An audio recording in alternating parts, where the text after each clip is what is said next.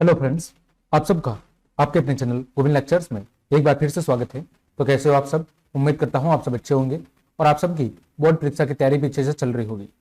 कई सारे विद्यार्थी कमेंट कर रहे थे कि सर कक्षा 12 के भूगोल विषय की महत्वपूर्ण क्लासेस लेकर आइए। तो उन्हीं रिक्वेस्ट को ध्यान में रखते हुए आज से हम कक्षा 12 भूगोल विषय की महत्वपूर्ण प्रश्न उत्तर की सीरीज शुरू कर रहे हैं, जिसमें हम आपके बोर्ड के पैटर्न के अनुसार प्रत्येक चैप्टर के इंपॉर्टेंट क्वेश्चंस को डिस्कस करेंगे। उसी कड़ी में आज हम आपकी भूगोल विषय की प्रथम पुस्तक मानव भूगोल के सिद्धांत के महत्वपूर्ण प्रश्न उत्तर की सीरीज शुरू कर रहे हैं, जिसमें अध्याय 1 मानव भूगोल प्रकृति व विषय क्षेत्र के महत्वपूर्ण प्रश्नों को डिस्कस करेंगे। ये जो चैप्टर है आपका, ये 2 अंकों का चैप्टर है और इस चैप्टर से आपके एक अंक के 2 प्रश्न पूछे जाएंगे। ठीक है, एक अंक के 2 छोटे छोटे प्रश्न पूछे जाएंगे। तो जैसा आपका बोर्ड का पैटर्न है उसी अनुसार हम प्रश्नों को डिस्कस करेंगे। तो आपसे रिक्वेस्ट है कि ज्यादा से ज्यादा अपने फ्रेंड्स को शेयर करें, लाइक और कमेंट जरूर करें। ठीक है, तो चलिए शुरू करते हैं। देखें पहला प्रश्न, निम्नलिखित में से कौन सा एक लोगों और पर्यावरण के बीच अन्योन्य क्रिया का सर्वाधिक महत्वपूर्ण कारक है? इनमें से कौन सा घटक या जो बिंदु है वो लोगों और पर्यावरण के बीच अन्योन्य क्रिया यानी कि आपसी संबंध का सर्वाधिक महत्वपूर्ण कारक है? तो वो है मानव बुद्धिमत्ता। क्या है? मानव बुद्धिमत्ता। दूसरा प्रश्न है आपका, निम्नलिखित में से कौन सा एक भौगोलिक सूचना का स्रोत नहीं है? इनमें से ऐसा कौन सा कारक है जो भौगोलिक सूचना ज्योग्राफिक इंफॉर्मेशन का स्रोत नहीं है? तो वो है आपका चंद्रमा से चट्टानी पदार्थों के नमूने। इसका भौगोलिक सूचना से कोई लेन देना नहीं है। अगला प्रश्न संख्या 3, 1970 के दशक में किस विचारधारा का उदय हुआ? 1970 के दशक में किस विचारधारा का उदय हुआ? मानवतावादी, सही बात है। आमूलवादी, सही बात है। और व्यवहारवादी, इन्हें तीनों ही विचारधारा का उदय हुआ था। अतः उपरोक्त सभी आपका सही जवाब है। आगे बढ़ते हैं। प्रश्न संख्या 4, एक प्रदेश अन्य प्रदेशों से किस प्रकार और क्यों भिन्न है यह समझने के लिए तथा किसी प्रदेश की विलक्षणता की पहचान करना किस उपागम का लक्षण है? एक प्रदेश दूसरे प्रदेश से किस प्रकार और क्यों अलग है यह समझने के लिए तथा किसी प्रदेश की जो विलक्षण है यानी अलग जो क्वालिटी है, अलग कैरेक्टरिस्टिक्स है, उनकी पहचान करना किस उपागम का लक्षण है? तो वो है आपका क्षेत्रीय विभेदन का लक्षण है। किस उपागम का लक्षण है? क्षेत्रीय विभेदन, जिसमें क्षेत्र विशेष को उसकी अलग अलग विशेषताओं और लक्षणों के आधार पर क्या किया जाता है? एक दूसरे से अलग डिफाइन किया जाता है। ठीक है, आगे बढ़ते हैं। प्रश्न संख्या 5, पर्यटन भूगोल मानव भूगोल के किस क्षेत्र का उप क्षेत्र है? जो पर्यटन भूगोल है वो मानव भूगोल के किस क्षेत्र का सब डिवीजन है या उप क्षेत्र है? तो वो है आपका आर्थिक भूगोल। कौन सा भूगोल? आर्थिक भूगोल। प्रश्न संख्या 6 है, सैन्य भूगोल मानव भूगोल के किस क्षेत्र का उप क्षेत्र है? कौन सा भूगोल? सैन्य भूगोल। तो ये है आपके राजनीतिक भूगोल का उप क्षेत्र है। आगे बढ़ते हैं। प्रश्न संख्या 7, ऐतिहासिक भूगोल मानव भूगोल के किस क्षेत्र का उप क्षेत्र है? तो जो ऐतिहासिक भूगोल है वो मानव भूगोल के सामाजिक भूगोल का उप क्षेत्र है। प्रश्न संख्या 8, वेरी वेरी इंपॉर्टेंट, मानव भूगोल के जनक कौन है?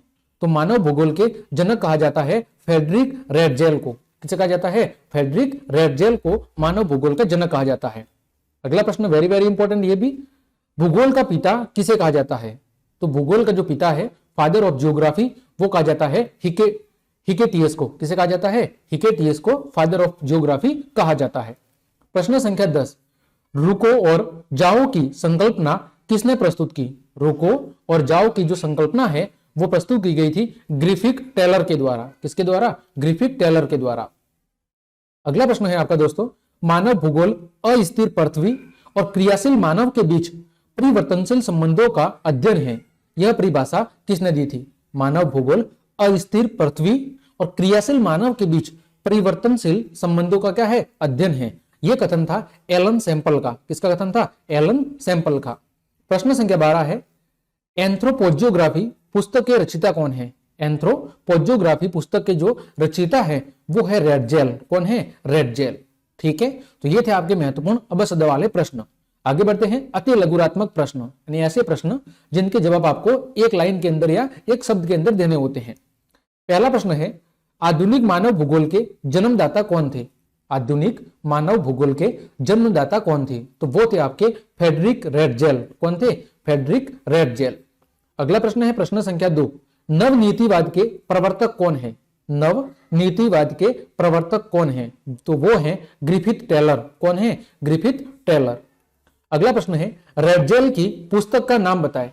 जो आधुनिक मानव भूगोल के जन्मदाता है उनकी पुस्तक का नाम क्या था? तो उनकी पुस्तक का नाम था एंथ्रोपोजियोग्राफी। क्या नाम था? एंथ्रोपोजियोग्राफी। अगला प्रश्न है प्रश्न संख्या 4, संभववाद की विचारधारा किसने दी थी? तो जो संभववाद की विचारधारा है वो दी गई थी विडाल डी ला ब्लास के द्वारा। किसके द्वारा? विडाल डी ला ब्लास के द्वारा। आगे प्रश्न संख्या 5, फ्रेडरिक रेडजेल की शिष्या का नाम बताएं। फ्रेडरिक रेडजेल की जो स्टूडेंट्स थी उसका नाम बताना है। उसका नाम है एलन सैंपल। क्या नाम है? Ellen Semple. प्रश्न संख्या 6, मानव भूगोल की दो मुख्य शाखाएं कौन सी है? तो मानव भूगोल की या भूगोल की दो मुख्य शाखा है वो है भौतिक भूगोल और आपका मानव भूगोल। ये जो भूगोल है उसकी दो मेन ब्रांच है, भौतिक भूगोल और मानव भूगोल। ठीक है, फिजिकल ज्योग्राफी और ह्यूमन ज्योग्राफी। प्रश्न संख्या 7, रेडजेल के अनुसार मानव भूगोल को परिभाषित कीजिए। वेरी वेरी इंपॉर्टेंट प्रश्न है। रेडजेल के अनुसार मानव भूगोल की परिभाषा क्या थी? तो रेडजेल के अनुसार मानव भूगोल मानव समाजों और धरातल के बीच संबंधों का संश्लेषित क्या है? अध्ययन है। मानव भूगोल मानव समाज और धरातल के बीच संबंधों का क्या है? संश्लेषित अध्ययन है। प्रश्न संख्या 8 है आपका, मानव और उसके कार्यों को समाविष्ट किया है, परिभाषा किसने दी है? मानव और उसके कार्यों को भूगोल के अंदर समाविष्ट किया गया है, यह परिभाषा किसने दी थी? यह दी थी डिकेन और पिट्स ने। किसने दी थी? डिकेन और पिट्स ने यह परिभाषा दी थी। प्रश्न संख्या 9, प्रसिद्ध अमेरिकन भूगोलवेत्ता एलन सैंपल के अनुसार मानव भूगोल को परिभाषित कीजिए। तो एलन सैंपल के अनुसार मानव भूगोल संचल मानव और अस्थायी पृथ्वी के पारस्परिक परिवर्तनशील संबंधों का क्या है? अध्ययन है। कि जो मानव भूगोल है वो संचल मानव और अस्थायी पृथ्वी के बीच में जो परिवर्तनशील संबंध है उन्हीं का अध्ययन है आपका मानव भूगोल। प्रश्न संख्या 10 है आपका, हंटिंगटन ने मानव भूगोल के अध्ययन क्षेत्र को कितने वर्गों में बांटा है? तो जो हंटिंगटन है उन्होंने मानव भूगोल के अध्ययन क्षेत्र को दो भागों में बांटा है, एक भौतिक दशाओं के आधार पर और एक बांटा है मानवीय अनुक्रिया में। कितने वर्ग के अंदर? दो वर्ग के अंतर्गत। एक है भौतिक दशाएं और दूसरा है मानवीय अनुक्रिया। प्रश्न संख्या 11, वेरी वेरी इंपॉर्टेंट, प्रसिद्ध जर्मन भूगोलवेत्ताओं के नाम बताने हैं। तो उनके नाम है हम्बोल्ट, रिटर, फोब्रेल, पेसेल, रिस्टोफेन और रेडजेल। ये प्रमुख जर्मन भूगोलवेत्ता थे। अगला प्रश्न है प्रश्न संख्या 12, अमेरिका के भूगोलवेत्ताओं के नाम बताना है। अमेरिकन भूगोलवेत्ताओं के नाम। तो इसका उत्तर देखें, एलन सैंपल, हंटिंगटन, बोमेन, कोलसावर और ग्रिफिथ टेलर। ये जो भूगोलवेत्ता हैं ये अमेरिकन थे। अगला प्रश्न है आपका प्रश्न संख्या 13, प्रसिद्ध फ्रांसीसी भूगोलवेत्ताओं के नाम बताइए। फ्रांसीसी भूगोलवेत्ताओं के नाम। तो उत्तर देखें, बिडोल, डीला ब्लॉस, ब्रूस, दी मार्तोन, डेमांजिया और फेब्रे। ये प्रमुख फ्रांसीसी भूगोलवेत्ता थे।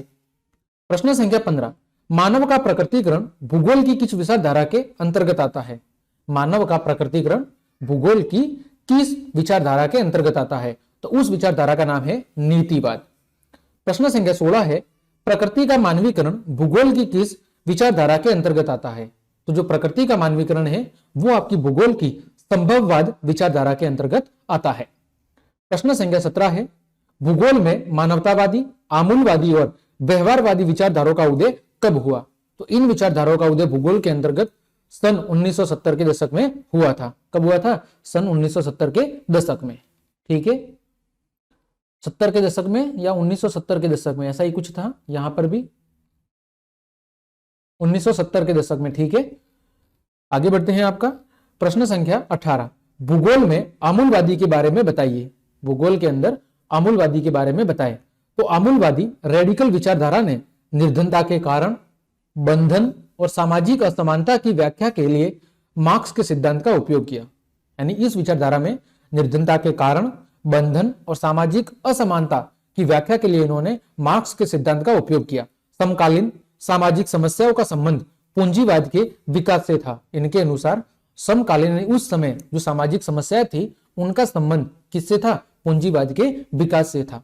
तो इस प्रकार हमने आपके अध्याय 1 के जितने भी महत्वपूर्ण परीक्षा उपयोगी प्रश्न बन रहे थे, जो कि छोटे छोटे प्रश्न थे और काफी इंपॉर्टेंट थे, उनको अच्छे से डिस्कस कर लिया है। उम्मीद करता हूं ये सारे प्रश्न आपकी परीक्षा के लिए, यानी आपकी बोर्ड परीक्षा 2023 के लिए उपयोगी साबित होंगे।